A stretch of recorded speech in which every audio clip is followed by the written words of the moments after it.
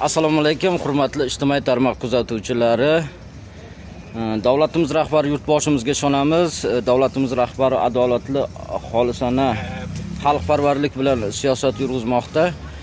Hozir mana ko'rib turganlaringizdek Sergeli tuman prokuraturasidamiz. Men ariza bilan Toshkent shahar ichki ishlar boshqarmasiga murojaat qilgan edim. Misol uchun siz yoki boshqa bir fuqaro xato qiladigan bo'lsa, qonun oldida javob beradi. Nimaga qonunlarimiz men murojaat qilyapman ariza bilan, ofitsial ariza bilan 2025-yil 2-sentyabr kuni 102 raqamiga murojaat qilganman. Undan tashqari ariza bilan ham murojaat qilganman. Toshkent shahar ichki ishlar boshqarmasiga rahmat ishlayapti. Lekin Sergeli tuman ichki ishlar bo'limiga murojaatimni tushirib yuboryapti. Murojaatim tushgandan keyin Sergeli tuman ichki ishlar bo'limi bu holatga be'tiborlik, loqaydlik, beparvolik bilan qarayapti. Mana ko'rib turganlaringizdek. Mana ko'rib turganlaringizdek sanasi 09/2025-yil mana arizada vajlarim ko'rsatilgan, to'liq vajlarim ko'rsatilgan. Kecha keyin Toshkent shahar ichki ishlar boshqarmasi ma'muni chiqarib beryapti. Murojaatingiz yopilmagan, 30 kun 05/10/2025 gacha ko'rib chiqilishi belgilangan deyapti. Albatta qonun ustuvor davlatda yashayapmiz. Qonunlarimiz ustuvor deb bilamiz. Qonun nimaga menga ishlagan qonun, boshqa fuqarolarga ishlagan qonun. Men murojaat qilyapman afsalni arza bilan O'zbekiston Respublikasi fuqarosi sifatida. Qonun oldida barcha barobar. Qonunni bilmaslik hech kimni jinoiy javobgarlikdan ozod qilmaganidek, meni haq-huquqlarim poymol bo'layotgan holatlarda murojaat qilyapman. Arzamni ham ko'rsatib qo'yibman.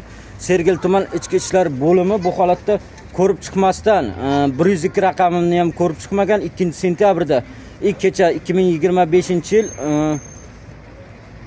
8-oktyabr bo'ladigan bo'lsa 8-oktyabrda ham 102 raqamiga 2 marotaba murojaat qilganman. Ushbu arizalarimni ko'rib chiqilmayapti.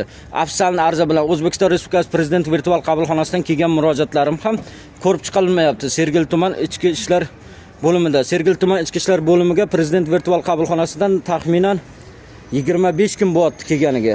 25 kundan beri murojaat ko'rib chiqilmasa, qonun ustuvor davlatda yashaganimizdan keyin qonun qarorlarimiz barchaga barobar ishlash kerak emasmi? Mana O'zbekiston Respublikasi bosh prokurori e'tibor qarashini, O'zbekiston Respublikasi ichki ishlar vaziri Toshpo'latov Aziz Anvarovga rahmat, oliyjanob inson. Ichki ishlar vaziriga murojaat qilaman. Mana shu video murojaatimda barcha ijtimoiy tarmoq, ommaviy axborot vositalari tarqatishlarini so'rayman. Mana ko'rib turganlaringizdek, mana O'zbekiston Respublikasi haq-huquqlari, O'zbekiston Respublikasining fuqaro sifatida haq-huquqlarim poymol bo'layotgan holatni ko'rib turibsizlar. Men yana bir bor ko'rsataman. Bugun mana Sergeli tuman ichki ishlar bo'limiga murojaat qildim. Jismoniy yuridik shaxslar murojaati to'g'risida qonun bor, bilasizlar, 5-modda og'zaki elektronli bir xil kuchga ega. Ammo og'zaki qilgan murojaatimga asosan nimaga arzani delani ko'tartilmayapti? Nimaga murojaat o'rganilmayapti? Nimaga murojaatini o'rganmayapsan? Bu ham fuqaro.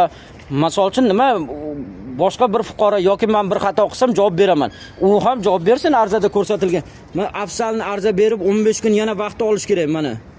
Bugun arza berdim, ko'rib turganlaringizdek. Mana. Arzani bugun beraman, mana. Meni oilamni tinchligini buzib, men arzada ko'rsatilgan vajlarim 2025-yil 2-sentyabrdagi arzam shug'ullanishini so'rayman. 2025-yil 2-sentyabrda arza 102 raqam qoldiryapman. Undan keyin 5-sentyabr kuni afsalni arza beryapman. U arza ham Toshkent shahar ichki ishlar boshqarmasi tomonidan Sergeli tuman ichki ishlar bo'limiga kelib tushyapti. Qani u arzalar, qani murojaatim? Keyin Prezident virtual qabulxonasidan kelib tushyapti. 11:02 raqamidan kelib tushyapti ichki ishlar vazirligini. Yoki qonun alohida, menga alohida, bir fuqaro xato qilsa unga alohida, men ko'rsatilgan arzamda ko'rsatilgan vajim ko'rsatilgan arzamdagi murojaatchiga alohida ishlaydimi qonunlarimiz, qarorlarimiz? Mana ko'rib turibsizlar, hozir Sergeli tuman prokurori ham e'tibor berishini, O'zbekiston Respublikasi bosh prokurori, O'zbekiston Respublikasi ichki ishlar vaziri, O'zbekiston Respublikasi Prezident administratsiya rahbari Saida Mirzayeva e'tibor qarashini so'rab qolaman. Sergeli tumanida, Toshkent shahri Sergeli tumanida qonun qarorlarimiz ishlamayotganligi. Mana qonun qarorlar, jismoniy yuridik shaxslar murojaati to'g'risida qonunlar ishlamayotganligi. Qo'pol ravishda buzilib, mana murojaatim ko'rib chiqilmagan. Hurmatli mas'ul tashkilotlar, mutasaddi rahbarlar, vazirliklar e'tibor berishini so'rab qolaman. Barcha ommaviy axborot vositalari mana shu murojaatni tarqatishlarini so'rayman. Shu yurtboshimizga, davlatimiz rahbari Bosh prokurorga yetib borish uchun O'zbekiston Respublikasi Bosh prokurori, O'zbekiston Respublikasi Ichki ishlar vaziriga, O'zbekiston Respublikasi Prezident administratsiya rahbariga, O'zbekiston Respublikasi Davlat xavfsizlik xizmati e'tibor qarashini so'rab, Toshkent shahar Sergeli tuman prokuraturasidan murojaat qilaman. Mana ko'rabsizlar, Sergeli tuman prokuraturasi nima emish? Yana ariza yozib keting emish. Jismoniy yuridik shaxslar murojaatda og'zaki elektronni bir xil kuchga ega deb yozib qo'yibdi-ku. Og'zaki murojaat ya murojaat emasmi? Elektronning og'zaki bir xil kuchga ega. Menga ishlagan qonun, boshqa fuqarolarga ishlagan qonun, unga ham ishlasin, uni ham qonun oldida javob bersin. O'zbekiston bayrog'ini qo'ygan joyi yo'q u. Yo u qonunni alohida qonun chetlab o'tadimi? Yo u qonun qarorlar unga kelganda oqsab qoladimi?